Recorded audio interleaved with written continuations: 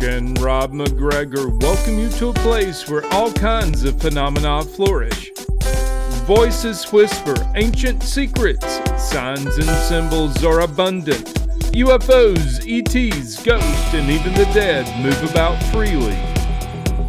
Here we meet authors, researchers, and investigators of the mysterious, the strange, and of the inexplicable anomalies that surround us. Step out of the everyday world and take a journey into the mystical underground.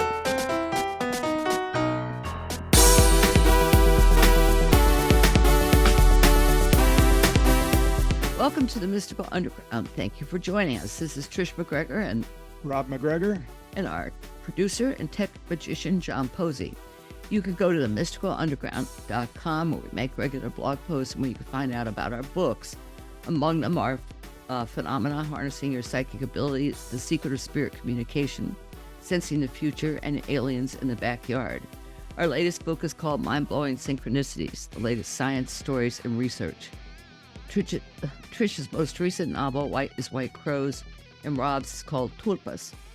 If you're watching us on YouTube, we would appreciate if you would take a second to click the like, subscribe, and notification buttons so you never miss an episode. If you prefer to listen to the show, it's available wherever you listen to podcasts. Please subscribe there. Okay, our guest today is P.D. Newman. P.D. has been immersed in the study and practice of shamanism, theurgy, alchemy, hermetism, and I already said theurgy for more than 2 decades. The author of Theurgy, Theory and Practice, Angels in Vermilion, and Alchemically Stoned. I sound like I'm stoned. The Psychedelic Secret of Freemasonry. His latest book, the one we're going to be talking about, is called Tripping the Trail of Ghosts, Psychedelics and the Afterlife Journey in the Native American Mound Culture. P.D. lives in Tupelo, Mississippi, which is near several Middle Woodland mound sites. Welcome, P.D. Good to talk to you. Finally. Thank you so much. Yeah, glad you're able to make it and that your house is in better shape after that storm.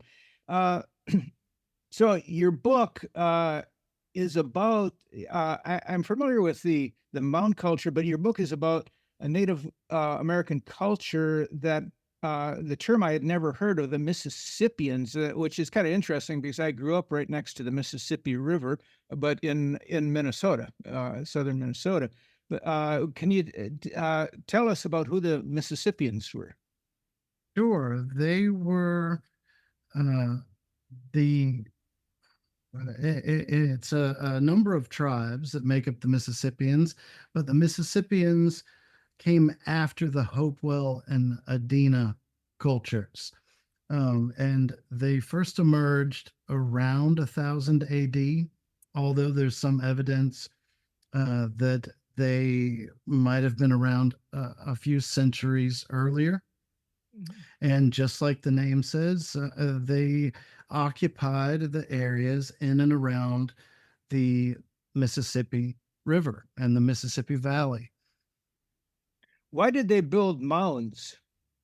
Well, there are a number of reasons. And in the case of the Mississippians,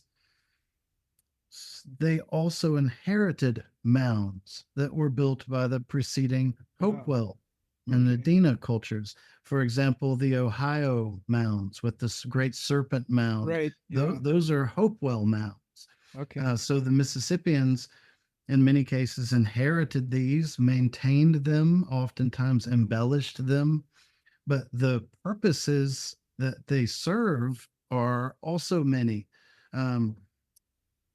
Oftentimes we'll see just one mound, and then just as often we'll see clusters of mounds. Now, when the mounds are clustered, it's often true that the mound site itself serves as a sort of calendar, so that if you're standing on one mound and you look in the direction of a neighboring mound, if the sunset, moonrise or moonset occur in alignment with it, that's an indication of the time of year, the solstices or the equinoxes. Um, Also, they were preoccupied with the greater lunar cycle, which is a 18.6 year cycle. So basically, where these luminaries rose, with which mound they aligned, indicated to them it was time to harvest, or it's time to till, or it's time to plant, things like that. And they also served as, and this is really what I focus on in the book, as a sort of training ground for what is known as the path of souls. It's an afterlife model, a journey that the soul goes on. And just like we might have rites of passage, indigenous rites of passage for, say, passing a boy into manhood, or in more contemporary terms, a marriage is a rite of passage. It's the movement from one station of life or station of being to another station. And so the afterlife journey is one such rite of passage. Death is a rite of passage. And they would use, in certain cases, they would use the mound site in its entirety as a virtual training ground for the afterlife terrain. The obstacles they expected to encounter, the trials they were expected to go through. So now, have you gone and seen these mounds? I mean, many. I was just at one yesterday. My youngest son and I, we traveled down south to Rodney, which is a ghost town in Mississippi. And near Rodney is what's known as the Mangum Mound, and it is enormous. And this mound is pre-Mississippian, and it's interesting and different from some of the other mounds in that there was known human sacrifice practiced there. And human sacrifice was practiced at a number of different sites, but this is one that is specifically known for that. For what reason were these sacrifices? I mean, in this case, when a chief passed, all of the chiefs, the noblemen, we might call them, would also go with him into the afterlife. So something similar that's seen in some cases in Egypt, in India, where the wife would practice immolation following the death of her husband and go with him. In some cases, horses sometimes too, even. Yeah. And in some cases, it might have been against their will. But in many cases, it wasn't. Human sacrifice, and a number of cultures. I know this is true in South America and some cases in Central America, where they willingly are sacrificed because it's seen as sort of a blessing in that they're kind of put directly into the presence of the deity or the spirit. And they're usually subjected to drugs before that, too. That's right. In South America, that's certainly true. It was likely true here. But there was evidence that they were given ayahuasca in South America. They were given coca leaves to chew. So yes, and this was likely, there's disagreement on why. The negative explanations are that it was to drug them up so that they'd be easier to sacrifice. But I think a much more generous explanation, and one that is in line with the way these substances were used in these cultures was to put them in a proper state of consciousness to be able to pass directly into the domain that they are aiming for, to put them into a trance state so that when they pass, they've already got 1 foot in there, if that makes sense. Yeah. But they wouldn't use these on horses. Say again? They wouldn't use psychedelics on horses. No, likely not. Okay. That'd be pretty weird. Right. Yeah. So did they have a belief that they would come back to another life? Was that Some cultures did, but there were, you got to keep in mind that even though we're grouping them under the Mississippian umbrella, from tribe to tribe, they can have vastly different ideas about the soul, whether it reincarnates, whether it is able to pass into a happy afterlife. In some cases, the belief was total oblivion, that there was nothing. So it's just as variable as today we might encounter on the street any number of different ideas and pictures of what someone might think happens in the afterlife, and it's just as complex with the variants in these tribes. Yeah. So you think you had a past life in one of these? I mean, because your interest is deep. I've had experiences that led me to think about the soul in those terms. But to be totally honest, I don't know. I'm at a place in my life where I'm kind of open to my soul showing me what it wants me to know.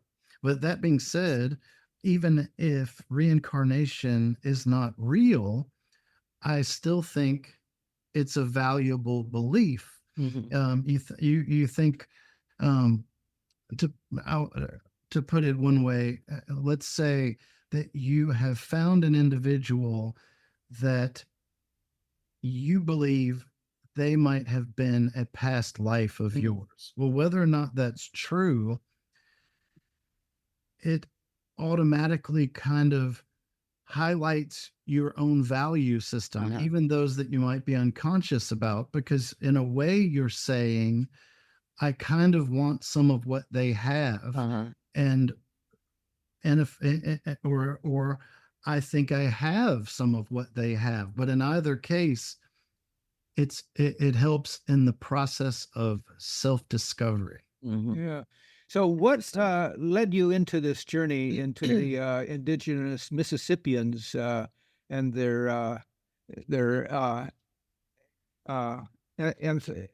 entheogenetic plants? That's their proper name? Yeah, genetic plants. I've always been fascinated by indigenous cultures, and being in the South where I grew up, seeing these burial mounds, Native American mounds around me. It's always piqued my interest. And I'm very attracted to earth-based philosophies, religions, magics, things like that. And now what got me interested in the psychedelics was the fact that I'm interested in psychedelics anyway. They've been a major part of my life since I was around 11 years old. Was the first time I had a psychedelic experience, and I was raised Southern Baptist, and nothing against Southern Baptists or anybody who worships in that way. But for me and my experience with the church I was brought up in, it never really appealed to me. And it wasn't until I had my very first psychedelic experience that I realized what worship meant, what it meant to be in a state of worship and divine awe. So that immediately kind of pulled me in an entirely different direction. Did you have a guide on this first trip?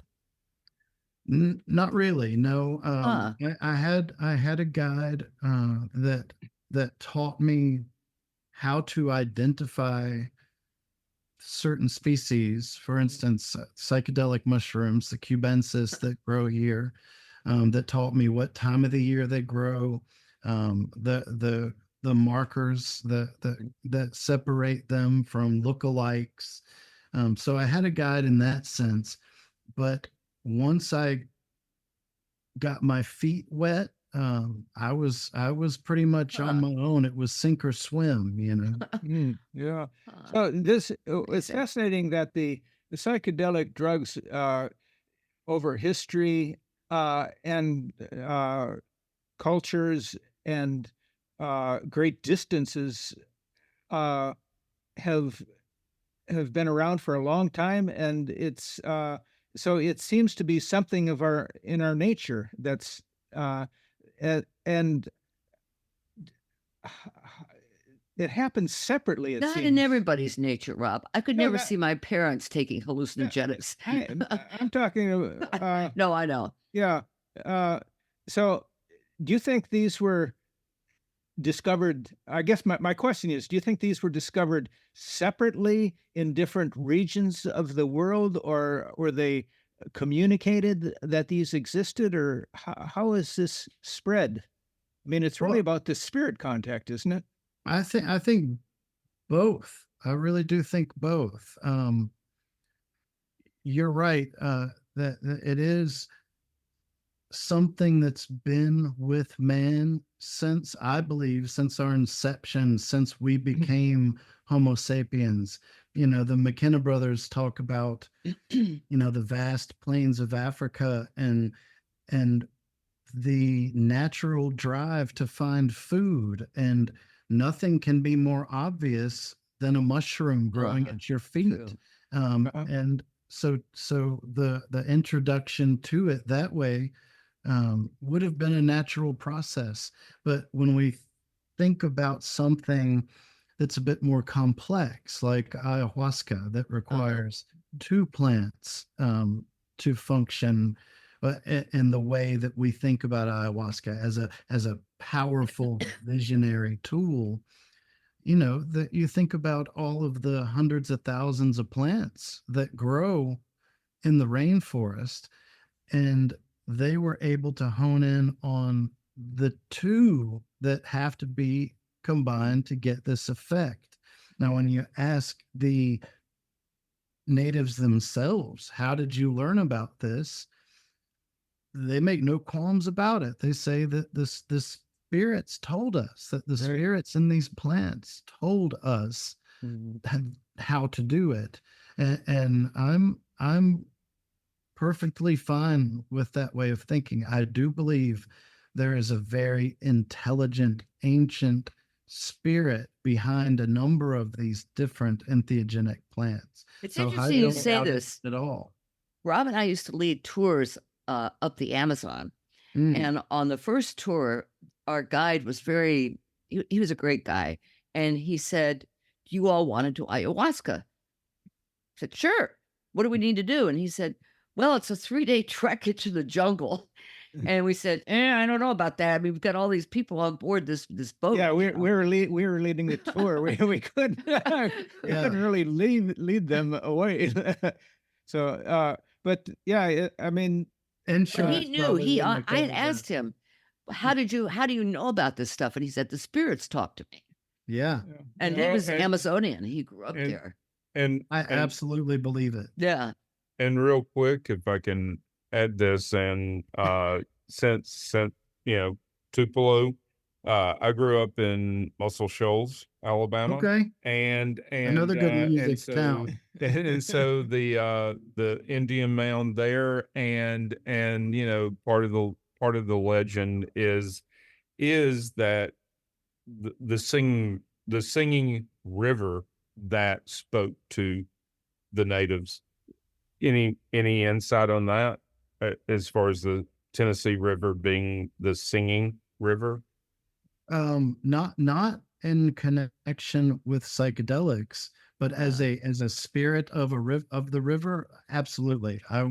I completely ascribe to that notion, and they're often called spiritus loci or local genius, and these are spirits that literally inhabit a specific land, a specific river. They can inhabit certain trees, and I'm a panpsychist. I believe that if something exists, there's a spirit attached to it. It's conscious. It's conscious to the degree that it's capable of being conscious. It might not have a mind in the way that we think of it, but I think mind is universal and is probably the ultimate substance behind any material thing. So in that regard, I do think there are spirits present in what we might consider inanimate objects. And when it comes to things like rivers, even more so. There's a great story about the Greek philosopher Pythagoras. And I'm really, you'll learn, really immersed in ancient Greek culture and philosophy and magic. But Pythagoras had prayed to the spirit of this river for days and days and days, until finally she emerged in a human form and stood there before him and spoke to him. And these kinds of stories are easily dismissed as, myths or allegories or just plain made up stories. But I've had experiences very similar to that, even in our day and age. So I don't doubt it in the least. Yeah. I believe that Jung also believed in spirits of things like rivers. That's right. Yeah. Yeah. That's right. And he, he was a doctor. He's a scientist. Right. And so naturally he had to go about discussing these things in a way that was acceptable to the medical establishment. So he talked about it in terms of projection. Right. That you projected a portion, an archetype, some kind of unconscious content as mobilized and is projected into the thing in your environment that is the most fit receptacle for whatever that content is. But you read between the lines, and it's Jung was a mystic. That he may have been a psychiatrist, but he was also a mystic. That's right. He was a mystic. He really was. Yeah. You wrote another book, Alchemically Stoned, the Psychedelic Secrets of Freemasonry. I had not know about any connection between psychedelics and Freemasonry. Could you talk a little bit about that? Sure. Yeah. So, like I said, I had been experimenting with psychedelics from a very young age, and that it was mostly with things like LSD and psilocybin and cannabis. But I knew about NN-DMT, dimethyltryptamine, and it was kind of, to me, it was like the holy grail of hallucinogens. But I had never encountered it. I didn't know how to get my hands on any. So it kind of assumed this kind of mythical quality in my life. And I ran across a book that talked about organic sources that had DMT in them and gave methods for extracting it from the plant. And so I acquired some of this plant matter, which at the time was Mimosa hostilis, also known as Acacia tenuiflora, and did the extraction process and arrived at a viable smokable material that gave me very profound experiences, so profound that I had no vocabulary for it. I had no frame of reference for it. And the closest thing to what I was experiencing was in Eastern texts like the Tao Te Ching and the Vedas, the Upanishads. But of course, I'm in Tupelo. There are no ashrams here. There are no Indians, gurus, yogis I can go talk to. But I had read in books on Western magic, different authors talking about how Masonry was in possession of many of these same mysteries as some of these Eastern cultures. And Masonry is very visible in the South. It's something that, if your father's one, chances are you're going to be one. And even if you're not, 9 times out of 10, your grandfather was. So I looked into Masonry. I found a lodge, found 2 Masons that would sign my petition. Never thought I'd get in, but I got accepted. And I went through the first degree and was very impressed with what I was encountering. Went through the second degree, even more profound material is laid at your feet. But then I get to the third degree. And the third degree is a mythodrama, a ritual that's based on a mythological story, a sequence that, unbeknownst to you, you're going to play the main character in it. And it's a death and a resurrection kind of a ritual. Well, central to this ceremony and to this myth is acacia. There's an acacia, and it's placed on the grave of this individual, of you, but the main character in this myth. And you got to remember, the whole reason I got involved in Masonry was because of these experiences I was having with DMT, and I had extracted that DMT from Acacia tenuiflora. So I thought to myself, wow, what are the chances that I'm going to see this same plant here in this ritual? And the ritual itself is about death and resurrection, which is some of the experiences I was having, entering the realm of the dead. That's a really good synchronicity. That's what I was going to say. And I fascinating. I pushed it down, because I thought, this is confirmation bias. You need to meet the ritual and its symbols on its own terms. So I put that out of my mind and continued with my studies.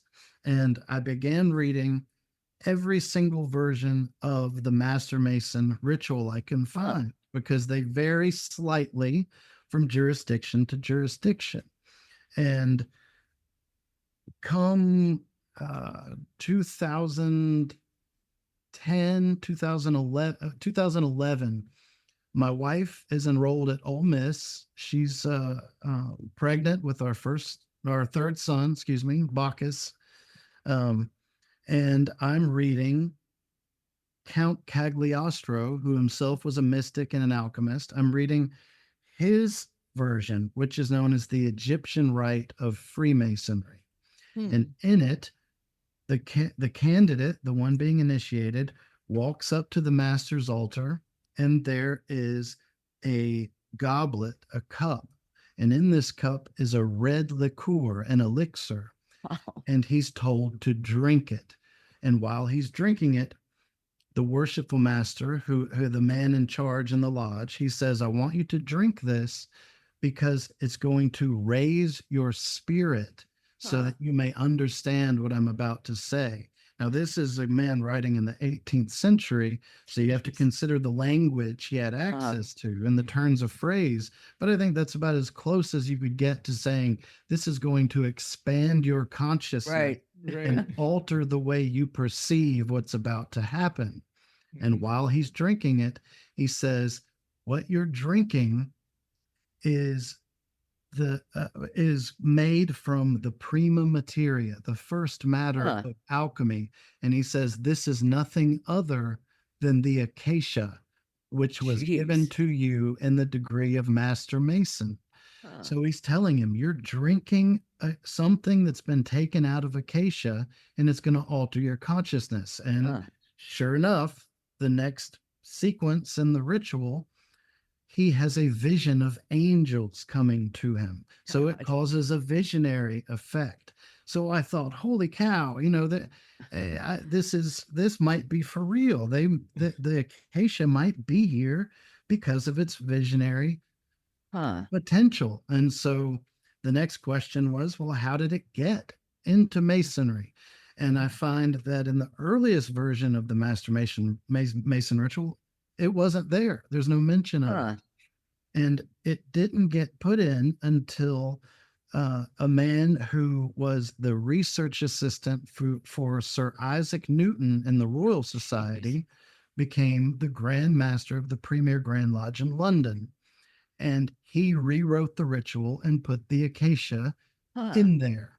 And I could keep talking as to why he put it in there, but long story short is the Royal Society at one time was on this wild goose chase to try and find a psychoactive plant that would fit the bill for an alchemical red powder that they were researching and trying to identify.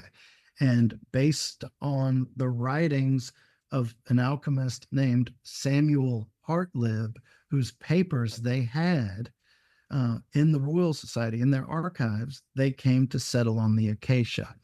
So because of its visionary potential and its role in alchemy, it got inserted into masonry, where today it's still there, only in the form of a symbol. But at one time, they were actually drinking. Jeez. So now it's just symbolic. That's interesting. Now it's just symbolic, and but the clues are still there that for anyone who looks at that with the right eyes and puts enough elbow grease into it, they'll arrive at the same conclusions I did. So it's a symbol, but it's also an invitation. Right. What kind of plant is the acacia? Acacia is it's a mimosa. Basically, you've seen mimosa trees. It's like the acacia tree, Rob. That's exactly acacia. Yeah, it's the acacia tree. It's what we got them all over our dog park. Right. I bet it's what Osiris was encased in the Egyptian myth. Yeah, which is to say, the god is in the tree. Yeah. Right. Are you familiar with the angel trumpet plant? Very. Yeah. Yeah. So our daughter's backyard is full of those, and she was taking care of some animals for a while, dog sitting, and she was very concerned that the dogs would get into the ancient trumpets. But it seems like, if you even get near them and, take a nap underneath one, you might start having a psychedelic experience. There are lots of stories about that. And I can tell you from personal experience, and I was told to do this by a Native American because they were using datura. And datura is in the same nightshade family, has the same scopolamine alkaloids. And he said that, yes, it was consumed. It was also used externally as an oil, which immediately made me think of the flying ointments of the early witches and how they would mix mandrake, which is in the same family with the same alkaloids, in with certain oils and smear them on their bodies so that they could fly to the Sabbath. But he said, yes, it was used in these ways.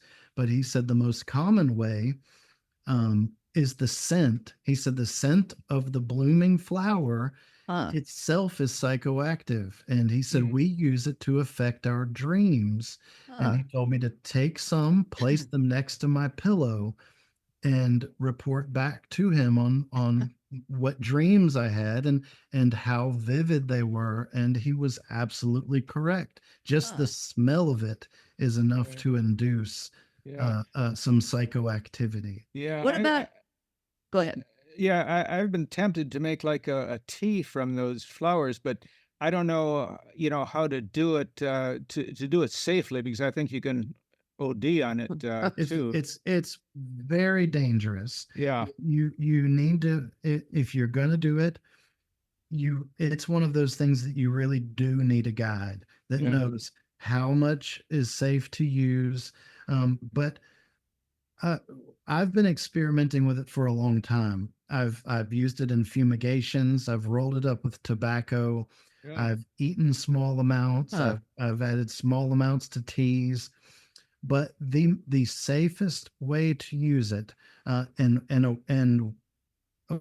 a method that is, even though it's safe, is still effective, is to make an ointment out of it with beeswax and oil, and boil or heat the flowers up in an oil, whatever your preferred oil is, coconut oil.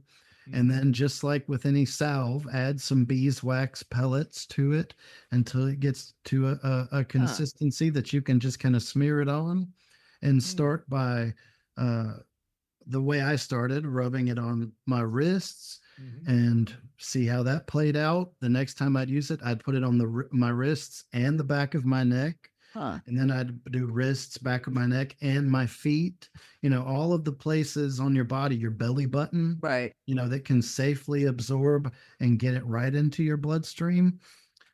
That's what I'd recommend if you are interested in pursuing a relationship with the spirit behind that plant. We'll call you PD. Yeah. I don't want to be responsible for Rob's death. I'm always here, and to be honest, I relish the opportunity to just get to nerd out on this stuff. Right, yeah.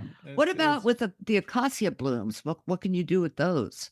It depends on the species. Now, some species, the blooms themselves are active, but in most species, the concentrations of the NN-DMT is in the root bark. So the outer bark stripped off the roots.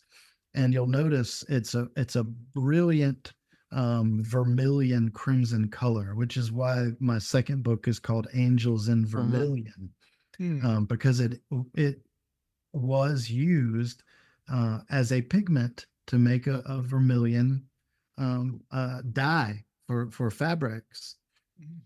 I wonder, sometimes the acacia trees at the dog park have iguanas that are just like frozen in the tree. I just wonder if they've been eating the bark, if they're like totally stoned or something.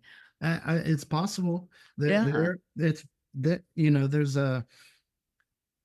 a great book by an Italian ethnobotanist named Giorgio Samarini, and it's called Animals and Psychedelics. And he basically goes through all of the known relationships between animals, insects, and the psychedelic plants that they form a relationship with. Wow. But even with ayahuasca, with the Banisteriopsis copy vine, which is the ayahuasca proper, it doesn't have DMT in it.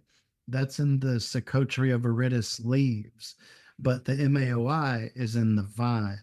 And that's what ayahuasca, that's what it means, vine of the soul, or rope of the dead, because it's like a rope. But jaguars are frequently observed eating the vine, and very obviously having an effect, having an experience from it.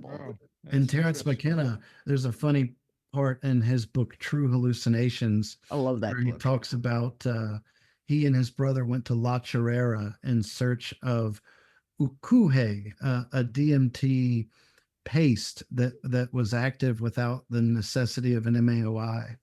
But and while he's there, their journey gets sidetracked by their discovery of psilocybe cubensis mushrooms. And he talks about standing there looking over the field and seeing all these mushrooms, and there are wild dogs just running through there, biting the caps off of all the mushrooms and eating them, and then going their merry way. Getting stoned out of their minds. Yes. Yeah. Many years ago, I was in Ecuador, and I was staying at this small little village, and in the room I was staying, there was all these paintings and of mushrooms on the walls that the locals are not necessarily the locals. I think the tourists actually were making. And so on this one particular day, this guy from Hawaii and I decided we would climb this mountain that was nearby. Well, we never got out of the field where the mushrooms were.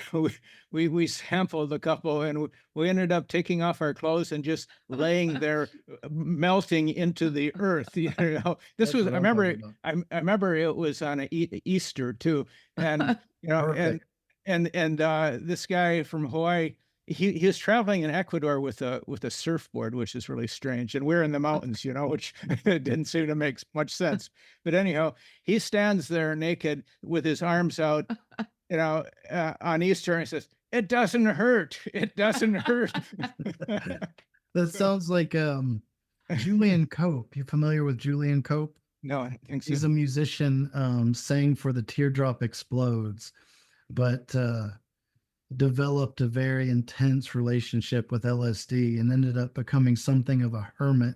These days, he's a mystic, very into the druids. And but there's a song he's got an album from 1992 called Jehovah Kill, and there's a song where he's talking about on Easter standing with his arms outstretched in the form of a cross, and he says something like, "I'm not afraid of the cross," or something. That's very similar. Very. That's funny.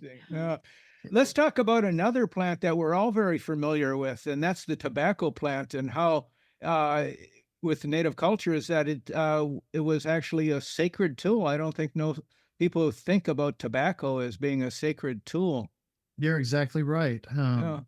So with tobacco, I was asthmatic growing up, and I still have issues with my lungs.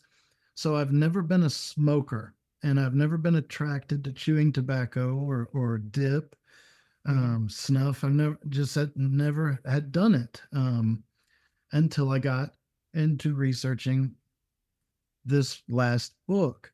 And I kept encountering all of these references to tobacco as being this a potent tool for communicating with the dead, and for entering the realm of the dead. And I thought, if that were true, people would be doing it every day. Everybody's smoking. How are they not doing this? And well, it turns out that commercial tobacco is made from Nicotiana tabacum.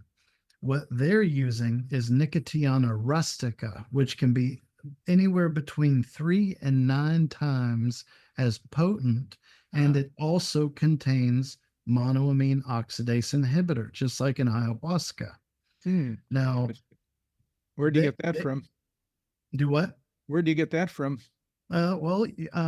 I can send you some if you want. Your Marlboros, Rob. Your Marlboros. You won't find it in the stores. But when I started this research, I got some seeds and I planted it and harvested it and learned how to cure it.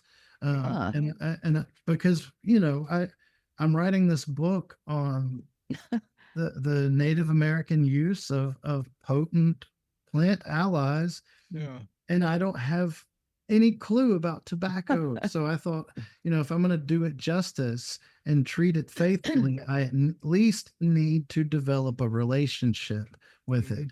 And so I started with a pipe. I got myself a nice Peterson pipe, and I loaded it with the rustica. I might have gotten a third of the way through this thing before I was covered in sweat. Jeez. And felt like I was sitting on the wall. Like all of my sense of orientation was warped, and I passed out. I didn't know I had passed out, but I passed out, and instantly was having visions of lightning bolts and bloody horses covered in blood, like they had been in battle, running past. And before I knew it, I snap out of it, and I thought, well, of course, they're praising this for its visionary capacity, And when I started digging deeper, the lady who wrote the foreword for my book, Chris Van Poel, such a lovely, brilliant woman, one of my heroes. She has written extensively on the native use of tobacco and what they do with it. Now, at high enough doses, it wipes out the color sensors in the eyes. So everything takes on this kind of dingy gray, yellowish tone that literally makes everybody look like they're a ghost, right? So visually, that already begins to encourage the perception of the world as a realm of the dead. Wow. But if they smoke enough and keep going, and when I say enough, you remember I got a third of the way through a regular pipe. Jeez. They will roll cigars that are 3 feet long. Oh, God. Of this stuff. And smoke it down to a roach. Now, if they smoke enough of it, it effectively kills them. Their breathing, their heart rate, everything is so low it's undetectable. Jeez. And they appear dead. And that's quite literally how they're into the afterlife and dealing with spirits. Wow. Now, they're out of body, right? They can only be there so long or it becomes dangerous. They can actually die. Yeah. Guess how they get brought out of it? Another shaman has to come blow more tobacco into him. And that jump starts everything. And they wake up with the start and they come back with the boons of wisdom and healing that they've brought back from the other side in the form of their experience, which they communicate to the other shamans and to the elders. And that gets passed all the way through the tribe in stories, kind of like telephone game. Right. It gets more and more appropriate for the younger, the tale goes for the younger persons. But these become living myths for them, often involving their ancestors, because in indigenous cultures, ancestor worship is a very prevalent thing. Your ancestors are just as, if not more important than spirits. I'm reluctant to say gods because our Western concept of God is quite different than these beings they're interacting with, even though they would qualify as a deity. But imagine it's potent medicine. Yeah, imagine the warnings that would be put on if the local companies, tobacco companies, were making this stuff. You know, it'll be the whole pack would be covered with warnings. Yeah, you're going to be a ghost. You may be visited by your great grandfather. Yeah, right. Yeah, wow. that's you certainly have an interesting life, Pete. Doing all this research. I mean, it's I just follow my fascinating. nose. Yeah, that's great. How does it work into your music? You're a musician as well. I see music as a form of worship. You know, I don't make music for anyone specifically, any group of people. I simply make it as best as I can. And in that's my prayer. That's my act of worship. And I do incorporate a lot of ritualistic elements. And like I said earlier, I'm very infatuated with ancient Greek models. And for them, there are 7 planets, which are the 7 planets visible to the ancients, including the sun and the moon. Well, those 7 planets also correspond to the 7 tones and music. And these are seen to have correspondences. They in turn correspond to the 7 colors and in the spectrum. So I'll construct music in order to capture something of a planetary essence. And this is true of the modes also. In Greek music theory, there are 7 modes. that can be played in addition to those 7 keys. So you have ways of combining planets, so let's say I want to make something of a song that represents me and my wife as being married. I might choose the key that corresponds to Leo, the sun, because Leo is in the ascendant in my natal chart.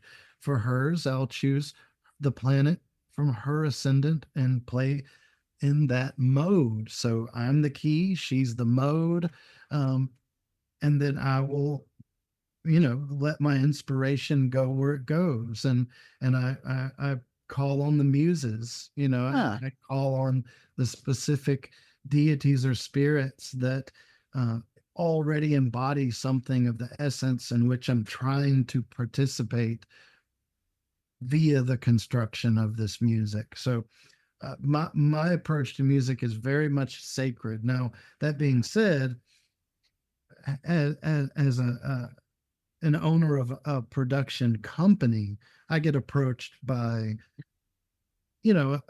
any musicians from any genre that have something very different in mind.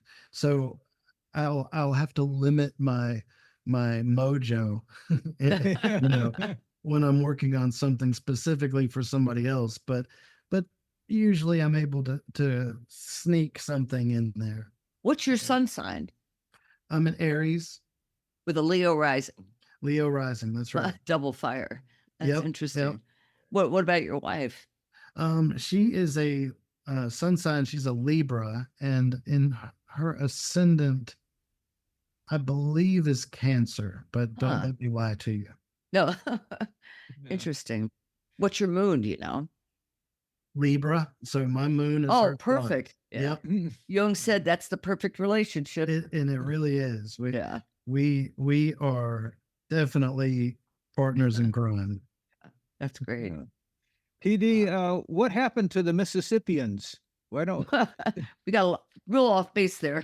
That was great.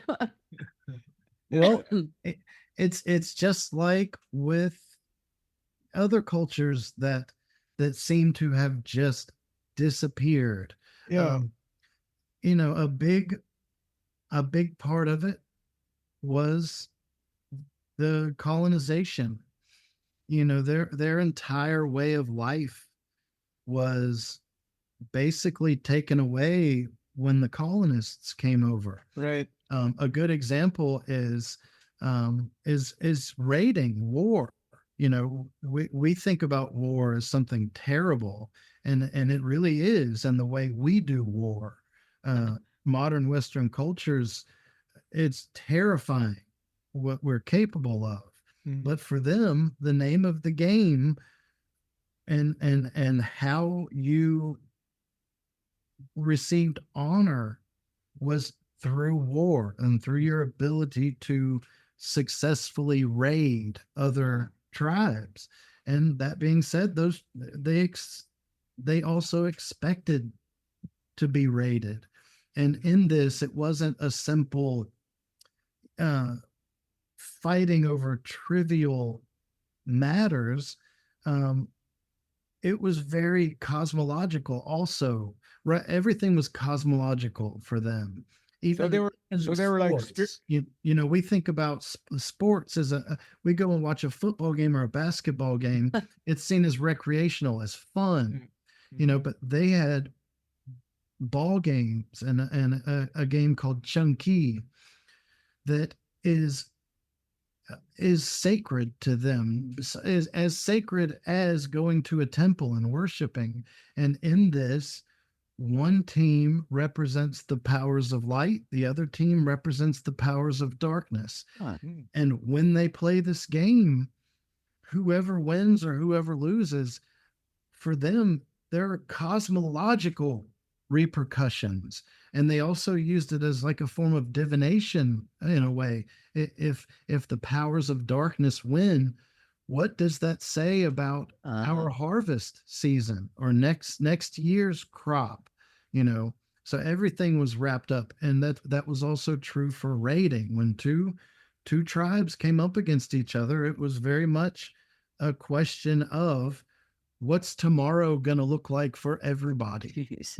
Well, and I just have to say that the powers of darkness still firmly reside in West Georgia, and the powers of light live in Tuscaloosa, Alabama. So I'm just saying we still execute those rituals every single year. Yeah. I love it. Yeah.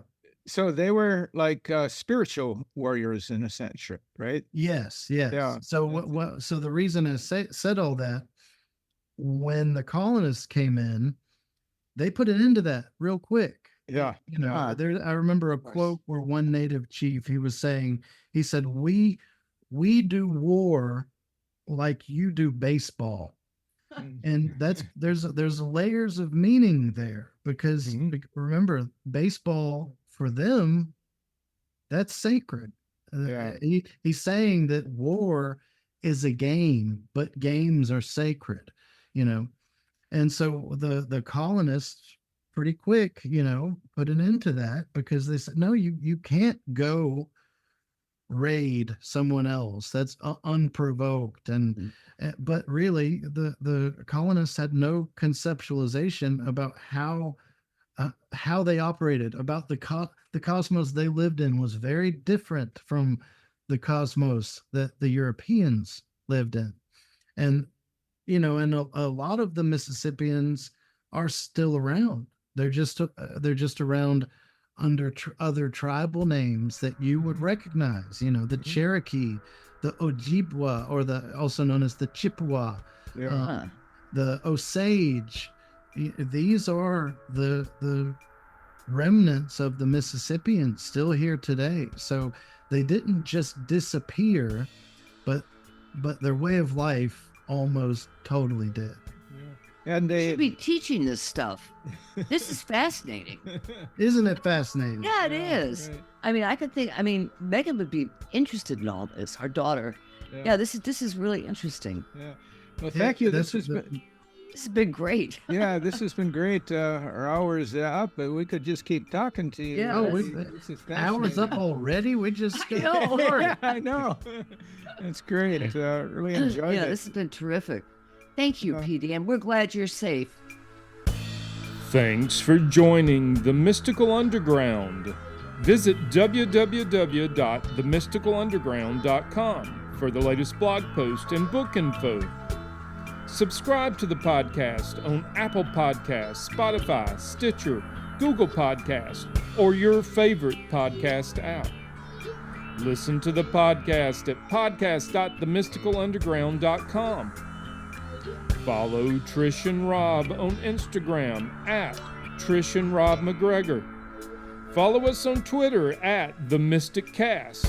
Send email to podcast@themysticalunderground.com. And until next week, thank you for listening and stay mystical.